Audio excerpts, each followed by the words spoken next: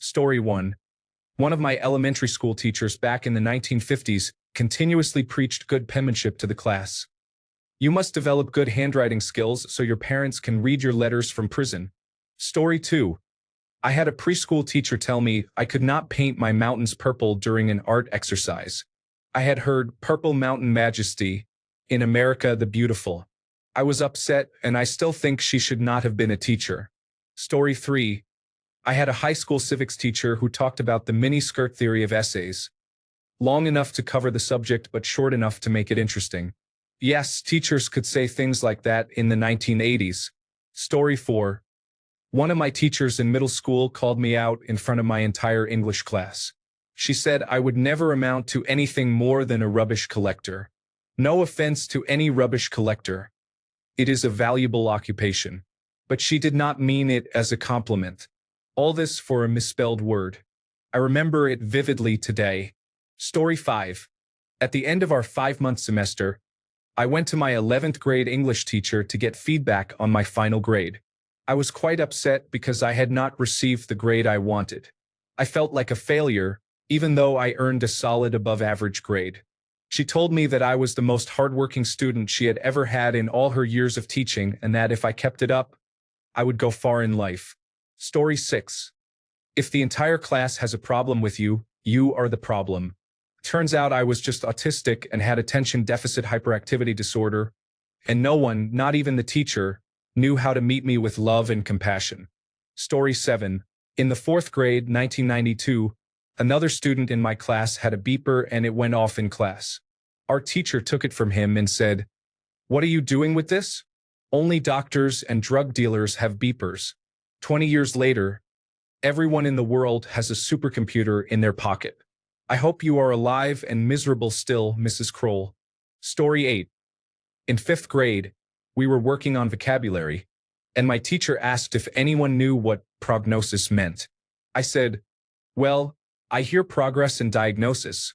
She just shook her head, smiled, and said, "Sometimes you really amaze me." That felt really good, especially because I was bullied a lot in that class. Story 9. The teacher asked me if I ate my homework. I still don't know why she didn't just ask if I didn't have my homework or lost it. Story 10. If your mother could teach you how to eat or spell banana without laughing at you, teach her the technology she needs now without laughing at her and with love. Story 11.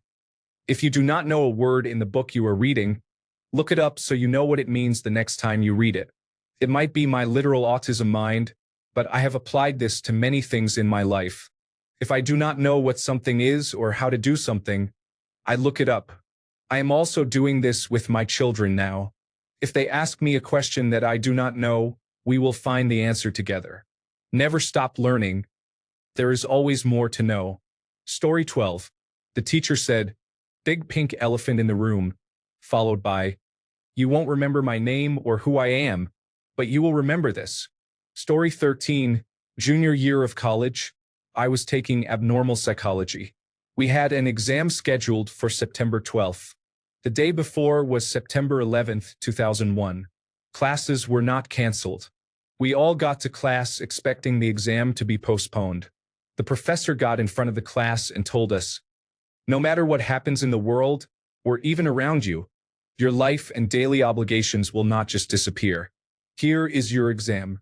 Sure enough, we still had to take our exam. It frustrates me these days when I see colleges letting students miss classes because of election results. Story 14. In 5th grade, I was having trouble with the math we were studying.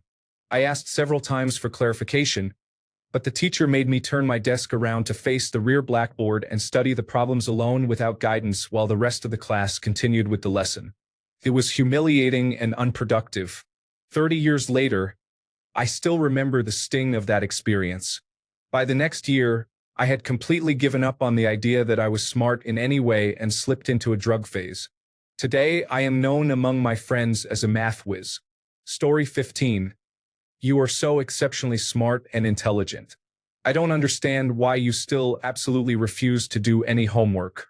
Remember thinking the answer lies within the comment. Story 16. I once confided in my high school English teacher, Miss Plattner, that I was concerned about my grades and worried about my prospects for college. She looked me right in the eye and told me that college is not really for slackers. I gave up on college. I am 39 now, though, and finally about a year away from my Bachelor of Science in Criminal Justice. I have earned straight A's every semester so far. Hey, Miss Plattner, on the slight chance you are reading this. Story 17. I was in high school. One of my teachers and his wife would say, "To hell with your life," every time I messed up on small things or said something they did not want to agree with. To this day, I still remember how they used to say that. Story 18. Teacher straightforwardly patronized me when I was feeling down and needed advice. I was close to him, but knowing he said that made me reconsider my relationship with him and with others. Story 19. Stuck between a hard rock and a hard place. Still laughing about this.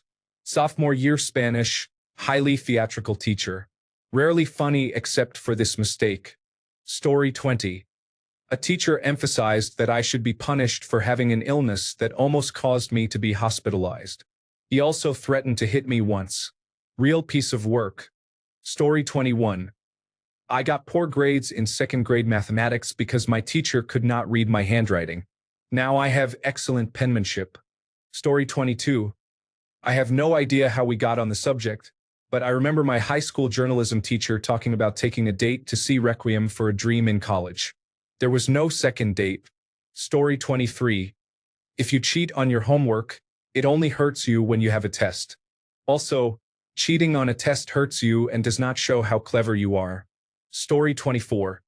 When I graduated high school and went around getting my yearbook signed, one of my classmates wrote, "Stay unflappable." He always made fun of me for being quiet, monotone, and too nonchalant, when really I was masking deep social anxiety at the time. Now I am much more comfortable in my skin, self-confident, and self-loving. Every once in a while, I think about that and realize that I kind of successfully faked it until I made it in terms of being a more or less unbothered, immovable person. Story 25. I will never forget my journalism teacher coming to my house to give us a few old computers, and then witnessing me being verbally abused by my brothers. She tried talking with my mother to defend me, but my mother said I deserved it and kicked her out of the apartment. Later, she testified about the abuse she witnessed and helped get me into foster care. I fully believe she made an excuse to visit my house because she had heard some of the things I said about what was going on at home. Mrs. Johnson, thank you so much. I would not be who I am today without you. I might not even be here. Story 26. In 5th grade, my teacher told us that sometimes our parents are only nice to us because they have to be. She was right. Story 27. I had a high school science teacher speak badly about me in front of other students when I was absent. I was a quiet kid. No trouble, did my work, and never missed an assignment. Basically, a dream student. I was just quiet. I was also not the macho type. That teacher told other students in class that I was probably gay. These kids all told me this when I came back the next day. I confronted that teacher at school, and she screamed at me, telling me to shut up and that I had no business questioning her. I was already not a very confident kid, and she destroyed what little confidence I had. I didn't tell my parents about it, but I have never forgotten it and I despise that person. I saw her several years ago in the local Walmart in my hometown. I stared directly at her, and she saw me, but she just kept walking straight and paid no attention to me. I wanted to confront her, and I regret that I didn't, but a part of me knows that people like that rarely learn from anything. If they have it in them to do that to a kid, it's just who they are. I can't change it. Story 28. My high school teacher told me that I should study chemistry because not many people are good at it and there would always be jobs for chemists. Now, with my double major in chemistry and genetics and my honors in chemistry, the only jobs available are in a lab making minimum wage. I cannot afford to live on minimum wage, so I now work in a job that does not require my degree. There would definitely be a job if I trained as a teacher, but that is hard. Story 29. I was just thinking yesterday about how one of my favorite teachers, my 12th grade philosophy teacher, said you'll never know if two people love each other until something truly bad happens. A major life event like a severe illness, a death in the family, or devastating financial loss. What happens then and how they support their spouse is telling. He was the type to ramble about random stuff, and I always listened. He told stories. Once, he told us about a student he had years ago who never fully sat in his seat, and he would poke fun at him occasionally, but the student's reaction was odd. He looked embarrassed, maybe. One day after class, he pulled the student aside and asked, "Hey, what's going on?" I can't remember how the conversation went, but it turned out the student was being beaten at home and physically couldn't sit in his seat without feeling pain. He once told us about his friend who got home from work early only to catch his wife cheating with his friend in the garage, right there on the car. He also showed us a video online of people on PCP. I have no idea why. He was just one of those teachers who would say, "This is where my head is today. Let me share it." After I graduated, I heard he finally got fired because he threw a kid's phone across the room into the trash. Rest in peace, one of my favorite teachers. I only took sociology the next semester because I liked him so much. Story 30. My 5th grade history teacher was also my 4th grade science teacher for half the year. I hated her. She made us write extremely detailed notes in a silent class, write summaries, and find quotes. We spent 2 hours doing this every day. I doodled on my pages in my notebook and on my tests because I was bored and had a headache. She told me, "Drawing will get you nowhere in life, but your grades will." Now I am a 5th grade teacher. Story 31.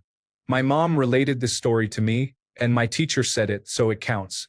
In kindergarten, there was a small prize for whoever did the most reading on their reading log. My teacher contacted my mother and said, "Can I give the prize to another child? Akari has won almost all the prizes, and I don't want to exclude anyone else." My mom said yes, of course. Story 32. I don't remember the context around this, but I do remember my 8th grade Spanish teacher telling a black boy, "You are ugly and you are black." The boy looked shocked, embarrassed, and angry. He called the teacher a racist, and the teacher defended himself by saying, "No, it is not racist. It would only be racist if I said you are ugly because you are black." Story 33. Science teacher. There are more brain cells in the brain than atoms in the universe. Me. Raising hand. Wait, aren't brain cells made of atoms? Science teacher. So. Me. So that's impossible. There can't be more brain cells in the brain than atoms in the universe. Science teacher. You have detention, young man. Story 34. You could be the best in this class, but you never try and clearly do not care. I am not teaching someone unwilling to learn and improve. Meanwhile, I am trying very hard and struggling to maintain a passing grade in all my classes. Story 35. A cigar every once in a while is not bad for you. I was 11. I smoke a cigar every once in a while now. Story 36. What is the meaning of life? My sociology teacher said the answer to that question was, be authentic. It was also the 2-word answer to the final. I wish I had listened. Story 37. A physics teacher in high school asked what college I was going to attend during office hours. When I listed where I was applying, she asked if I thought I would actually get into any of them with 10 other students in the room. The same physics teacher told me she did not have time to help me with the easy material and advised me to ask a friend. She also announced my test grade to the class, which was 80%, and said I could not have achieved that without cheating. Story 38. While working on my master's degree, I had a professor ask me if I could read. He came from a wealthy family and was given a teaching position at the university. They have tried for years to get rid of him, but money prevails. By the way, yes, I can read. I am extremely proficient in federal and state documents. Story 39. In grade 2, the teacher made the school bully stand in front of the class and berated him. I do not remember everything she said, but I remember her yelling, "I will knock your block off and clean your clock." Story 40. My 5th grade teacher looked at the tracking of my cursive writing over a year and a half and said I was just getting worse, with no sign I was going to improve, which was true. However, I was a straight-A student otherwise. He was retiring at the end of the year and I was moving, so he decided to give me the A and stop administering the tests. I know that sounds like burnout, but he truly was a great teacher. The only time I use cursive now is for my signature. Story 41. You know how the knocker plate on a stapler has two close dots and two far dots? Well, that can be switched around so the staples fold outwards instead of inward. One day, my 10th grade English teacher said we couldn't use that stapler because it was broken. I saw the issue and was about to fix it when my teacher told me that if I touched the stapler, I would fail the class. I hope you wasted your own money to buy a new class stapler, you muppet of a teacher. She also called my mom at 7:30 in the morning to tell her I was failing. The dread I had all day knowing what was waiting for me was torture. Story 42. Ask yourself in response to me asking her a question. If I knew the answer, do you think I would be asking you? Story 43. One girl in my class blended red and yellow crayon together to make a peach color. The teacher showed the whole class and praised her. I tried to do the same and showed my teacher the result. She told me, "That looks horrible." It did, but she did not have to be so honest. It stood out to me because the teacher was usually very nice. Story 44. In high school, I had a class so small they converted a storage room into a classroom. My desk was right in front of the teacher's. The teacher and I both stretched out our feet, and they touched. At W, my teacher said, "Penny, we can play footsies later." I still think about that moment. So gross. Story 45. Just because I went to college and got a degree does not mean I know everything. I am as ignorant as anyone else. I do not know, but it meant so much to me that a high school teacher said that to me. Story 46. In Marple Newtown High School, there was a teacher named Lou Bonder. Lou taught a senior class called Senior Health. He taught us about balancing a checkbook and how to fill out tax forms. He even taught us how to change a tire. He made us marry a class partner for 6 weeks. That was interesting. Debbie Brown was my assigned wife. I wanted a divorce after 2 weeks. Anyway, he taught us the 3 things for a successful marriage: communication, touch, and money. If any one of these fails, it will cause a breakdown in your relationship with your spouse. I thought the old man was nuts, but after 50 years, no truer words have been spoken. If communication lacks, so does touch, and it doesn't matter how much money you have. If touch fails, then so does talking, and again, money doesn't matter. If money is tight, it can cause fighting, and then again, no touching. I have been married for 43 years now, and I still hear him saying it. Thanks, Lou. Story 47. I had a math teacher come close to me and tell me to just give up. I don't know why, because I was probably the best in the class, and even the other students knew it and showed me support. Later, the guidance counselor lied about me not coming to see her and then tried to portray me as suicidal. I walked out of that school, never went back, and got my general educational development certificate a few months later. It was the best decision I ever made. I have a long history of not trusting teachers. Even as I grew up, I personally knew 3 people who became teachers, and I was surprised because all 3 were very disappointing individuals. One woman dated every student's father. Another man used cocaine before class, and another man, whom I met at a pool party, talked about how hard it was not to look at his students in their short dresses during the summer. I awkwardly laughed it off, but about 5 minutes later, I realized he was a middle school teacher. Story 48. My physical education teacher used to send me out to run around the tennis courts while everyone else played football.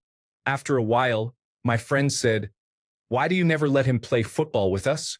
My teacher replied, while I was within hearing, "Because I really dislike him." Story 49. Not just to me, but to the whole elementary school, a substitute teacher called everyone intellectually disabled. Of course, she was fired, but 2 years later they hired her back. Story 50. In elementary school in the late 1980s, we had a teacher trying to impress upon our young minds the importance of memorizing times tables because, what are you going to do, walk around with a calculator in your pocket all the time? It is funny that now we can just ask our phone to do the math without even touching it, and also do many other things with that calculator we all carry in our pocket. Story 51. You're great. Speak up more. I thought you were mute. High school days. I was an achiever but didn't really raise my hand whenever there was a recitation. I would just wait and let them call me. That day, I finally raised my hand. Haha. And that's what he said. Now that I'm working, I apply that. Story 52. When you are writing in cursive, you do not lift the pen off the paper. I do not know why that stuck with me, but it did. Story 53. I was called a talkative student on multiple report cards in elementary school. Needless to say, I did not talk in classes for a long time. Now I am back to being the annoying college student who never stops talking. I just am a talker, I do not know. Story 54. You have been good today. Primary school, just after I had done something the teacher had cracked down on hard and asked who had done it. I was too afraid of the consequences to speak up and admit to being part of that small group. I was usually a good kid, riddled with anxiety and undiagnosed autism. Story 55. My Welsh teacher told me I would never amount to anything and said she would be surprised if I got one general certificate of secondary education. From that day, I gloriously proved her wrong. Story 56. Death by Microsoft PowerPoint. I forgot the context of the joke, but that phrase stood out to me because of how humorously nonsensical it sounds. Story 57. Nope, nothing that exalted. But Dad retired as Director of Research and Development for a billion-dollar cardiovascular therapy company, and I learned to spell neighbor. Thanks a bunch for sticking around till the end of the video. Remember to subscribe, and until next time, stay awesome and goodbye.